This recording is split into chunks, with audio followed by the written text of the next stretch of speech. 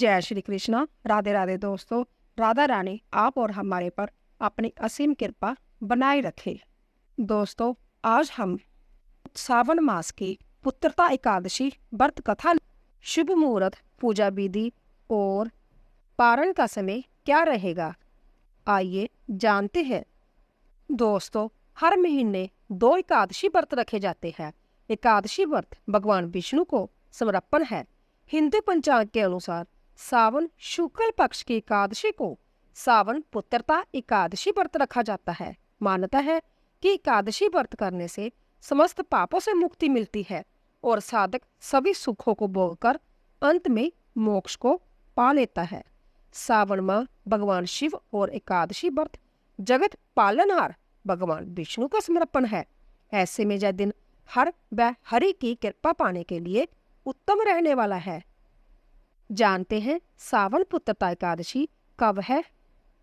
हिंदू पंचांग के अनुसार एकादशी तिथि 4 अगस्त को सुबह 11:41 पर शुरू होगी और 5 अगस्त को दोपहर 1:12 पर समाप्त होगी। उदया तिथि में सावन पुत्रता एकादशी 5 अगस्त 2025 मंगलवार को है, इसीलिए व्रत 5 अगस्त 2025 मंगलवार को रखा जाएगा। दोस्तों, जानते हैं सावन पुत्रता एकादशी पर आखिरी मंगला गौरी व्रत का कैसा संजोग बन रहा है। सावन पुत्रता एकादशी के दिन चौथे व आखिरी मंगला गौरी व्रत का संजोग बन रहा है। इस दिन रवि योग भी बन रहा है। मंगला गौरी व्रत माता पार्वती को समर्पित है। मान्यता है कि इस व्रत को करने से अखंड सौभाग्य के साथ सुखद वैवाहिक जीवन का आशीर्वाद भी मिलता है। सावन पुत्रता एकादशी पर बन रहे हैं पूजन जय शुभ मुहूर्त। ब्रह्म मुहूर्त है 4:20 सुबह से 5:02 पर और अभिजीत मुहूर्त 12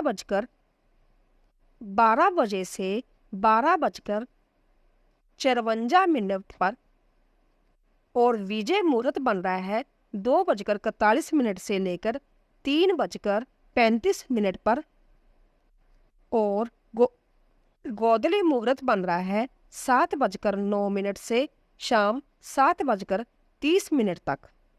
और दोस्तों, पारण का समय रहेगा 6 अगस्त को सुबह शुभ मुहूर्त 5:45 से 8:26 तक सुबह तक रहेगा। दोस्तों, सावन पुत्रता एकादशी व्रत पूजा विधि।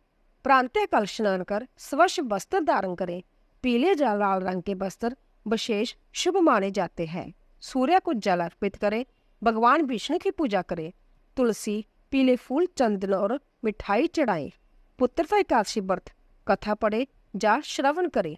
धूप दीप से विष्णु जी की आरती करें और संतान सुख परिवार की मंगल कामना करें। दोस्तों, पुत्रता एकादशी व्रत का महत्व।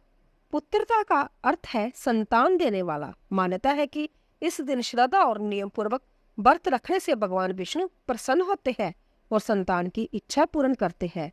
जो दंपति संतान प्राप्ति के लिए प्रयत्नशील है, उनके लिए यह व्रत अत्यंत फलदायी है। साथ ही यह उपवास संतान की लंबी उम्र, अच्छे स्वास्थ्य और उज्जवल भविष्य के लिए भी रखा जाता है। सावन में किया गया हर धार्मिक कार्य विशेष फलदायक होता है।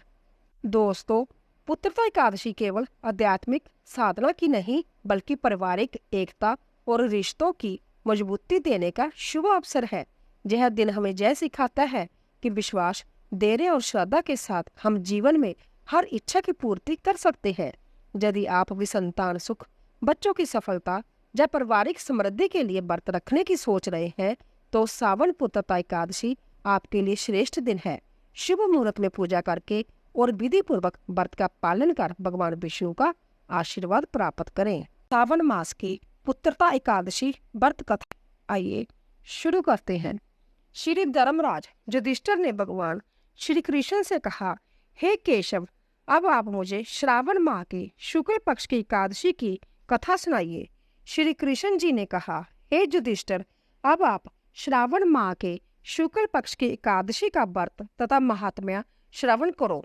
हे राजन, द्वापर युग के प्रारंभ में महिषामती नाम की नगरी में महिजीत नामक का एक राजा राज्य करता था।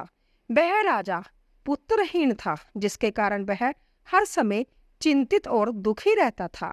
उसे अपना राज्य दुखदाई प्रतीत होता था, क्योंकि पुत्र के बिना संसार में इस लोक और परलोक दोनों में सुख प्राप्त नहीं होता है। इधर पुत्र की चिंता सता रही थी और उधर राजा की वृद्ध अवस्था दिनों दिन बढ़ रही थी।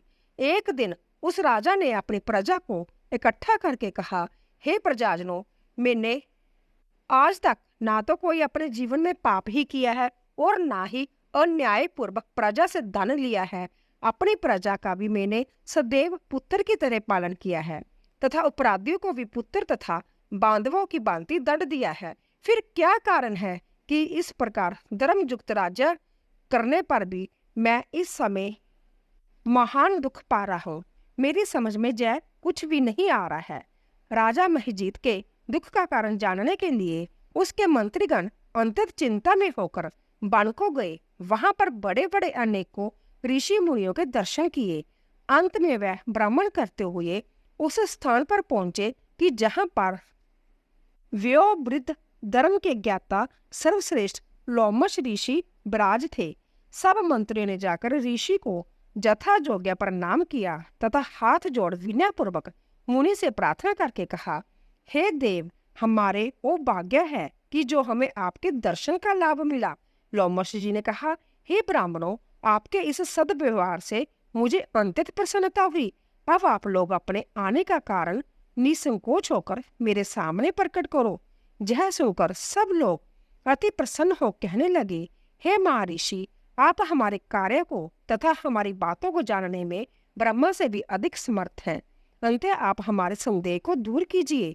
हम लोग मैषावती नगरी के राजा महिजीत के मंत्री हैं। हे मुनि, महिजीत राजा अंत्यत धर्मात्मा तथा प्रजा का पुत्र सम पालन करने वाले नीति निपुण है, किंतु फिर भी वह संतानहीन है, जिसके कारण वह अति दुखी रहते हैं। इसी कारण हम भी उनके इस दुख से अति दुखी रहते हैं। अंत्य, हे मुनि, हमारे राजा के कष्ट को दूर करने का कोई सरल उपाय अवश्य बताइए। प्रजाजनों की बात सुनकर लोमश ऋषि ने कुछ क्षण के लिए नेत्र बंद करके राजा के पूर्व जन्मों का विचार किया। विचार करने के पश्चात ऋषि ने कहा, हे ब्राह्मणों, यह नृप पूर्व जन्म में अंत्यत निर्धन तथा बुरे कर्म करने वाला वेश्या था। वह एक गांव से दूसरे गांव में जाकर व्यापार करता था। वह 2 दिन का भूखा प्यासा था। ज्येष्ठ मास के शुक्ल पक्ष की द्वादशी के दिन मध्यम के समय प्यास से व्याकुल यह एक जलाशय पर जल पीने के लिए गया।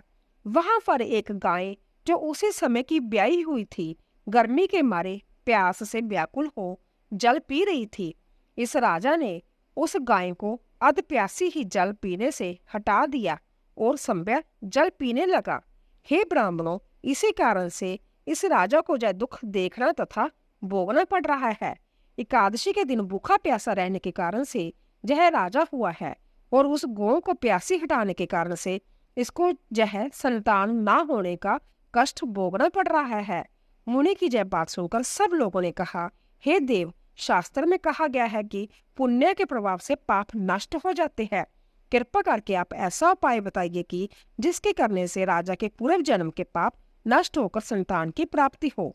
ब्राह्मणों के ऐसे वचन सुनकर लोमश ऋषि ने कहा, हे ब्राह्मणों, यदि श्रावण माह के शुक्ल पक्ष की पुत्रता एकादशी को राजा सहित तुम सब लोग व्रत धारण कर रात को जागरण करो और उस व्रत के फल को राजा के लिए संकल्प करके दो, तो राजा के अवश्य पुत्र रत्न उत्पन्न होगा। इससे तुम सबके तथा राजा के समस्त दुख नष्ट हो जाएंगे। महर्षि लोमश के सुंदर वचन को मानकर मंत्रीगण अपने नगर को वापिस आए और उन सब ने श्रावण माह के शुक्ल पक्ष की पुत्रता एकादशी का लोमश ऋषि के बताए अनुसार विधि पूर्वक व्रत को धारण करके उसके पुण्य का फल राजा को संकल्प कर दिया, जिसके पुण्य प्रभाव से रानी ने गर्भ धारण करके 9 महीने के पश्चात एक सुंदर पुत्र रतन को जन्म दिया। हे राजन, इसीलिए इस एकादशी का नाम पुत्रता एकादशी हुआ। जो मनुष्य पुत्र रतन की प्राप्ति करना चाहते हैं, उन्हें इस पुत्रता एकादशी का व्रत धारण करके पुत्र लाभ उठाना चाहिए। इस व्रत के प्रभाव से इस लोक में सुख और परलोक में स्वर्ग प्राप्त होता है। बोले श्री कृष्ण भगवान की जय। तो दोस्तों, आशा करती हूँ कि आपको हमारी कथा अवश्य पसंद आई होगी। प्लीज़ जाने से पहले चैनल को सब्सक्राइब कीजिए, लाइक कीजिए और ज़्यादा से ज़्यादा शेयर कीजिए। आप सभी का धन्यवाद।